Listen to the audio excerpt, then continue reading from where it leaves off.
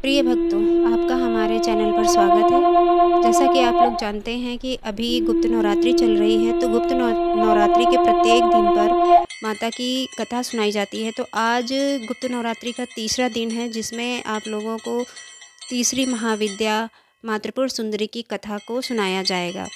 आप इस कथा को सुनते समय अपने मन में आपकी जो विश है या कोई भी समस्या है, आप उसके लिए माता से प्रार्थना कर सकते हैं।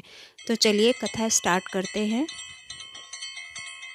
आज गुप्त नवरात्रि का तीसरा दिन आद्य महाविद्या त्रिपुर सुंदरी का होता है। देवी त्रिपुर सुंदरी अनुपम सौंदर्य, भक्तों को अभय प्रदान करने वाली, यौवन युक्त और तीनों लोकों में विराजमान है और उन्हें कई नामों से जाना जाता है। इन्हें राज राजेश्वरी, बाला, ललिता, मीनाक्षी, कामाक्षी, शताक्षी, कामेश्वरी कहा जाता है। अपनी सुंदरता और मोहकता से देवासुर संग्राम में असुरों को वश में कर लिया था। कहते हैं कि त्रिपुर सुंदरी की आराधना करने वाले भक्तों को लौकिक और पारलौकिक शक्तियां प्राप्त होती हैं। देवी पुराण में माता की बहुत सी शक्तियों के बारे में बात की गई है। ये सिर्फ तंत्र साधना के लिए ही नहीं, बल्कि सुंदर रूप के लिए भी विख्यात मानी जाती हैं। आइए जानते हैं इनके स्वरूप और इनके पीछे जुड़ी पौराणिक कथा के बारे में। देवी त्रिपुर सुंदरी शांत मुद्रा में लेटे हुए सदाशिव की नाभि से निर्गत कमल आसन पर विराजमान हैं। चतुर्भुजी भुजाओं में देवी के पास अंकुश, धनुष और बाण है। देवी के आसन को ब्रह्मा, विष्णु, शिव और यमराज अपने मस्तक पर धारण करते हैं। देवी 3 नेत्रों से युक्त और मस्तक पर अर्धचंद्र धारण करती हैं। देवी त्रिपुर सुंदरी अपने भक्तों की हर प्रकार की मनोकामना को पूरा करती हैं, उनकी हर विपत्ति को दूर करती हैं और उन्हें अभय प्रदान करती हैं। कहा जाता है कि देवी त्रिपुर सुंदरी की पूजा करने से आत्मिक बल, यश और कीर्ति की प्राप्ति होती है। पौराणिक कथाओं के अनुसार देवी त्रिपुर सुंदरी के उत्पत्ति का रहस्य सती वियोग के पश्चात भगवान शिव सर्वदा ध्यानमग्न रहते हुए हैं।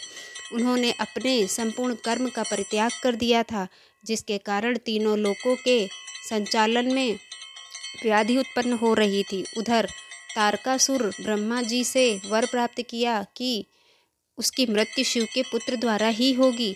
समस्त देवताओं ने भगवान शिव को ध्यान से जगाने के लिए कामदेव और उनकी पत्नी रति देवी को कैलाश भेजा।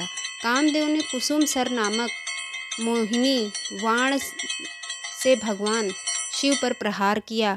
परिणाम स्वरूप शिव जी का ध्यान भंग हो गया। देखते ही देखते भगवान शिव के तीसरे नेत्र से उत्पन्न क्रोध अग्नि से कामदेव को जलाकर भस्म कर दिया। कामदेव की पत्नी रति द्वारा अत्यंत दारुण विलाप करने पर भगवान शिव ने कामदेव को पुनः द्वापर युग में भगवान कृष्ण के पुत्र रूप में जन्म धारण करने का वरदान दिया और वहां से अंतर्ध्यान हो गए।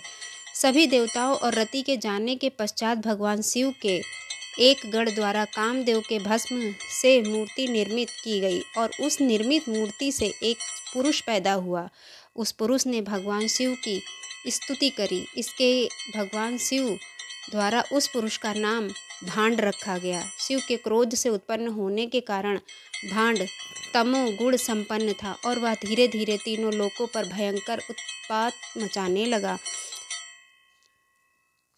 देवराज इंद्र के राज्य के समान ही भांडासुर ने स्वर्ग जैसे राज्य का निर्माण किया तथा राज करने लगा। तदनंतर भांडासुर ने स्वर्ग लोक पर आक्रमण कर देवराज इंद्र और स्वर्ग राज्य को चारों ओर से घेर लिया। भयभीत इंद्र नारद मुनि की शरण में गए और इस समस्या के निवारण का उपाय पूछा। देवर्षि नारद ने आद्यशक्ति की यथा विधि अपने रक्त तथा मांस से आराधना करने का परामर्श दिया।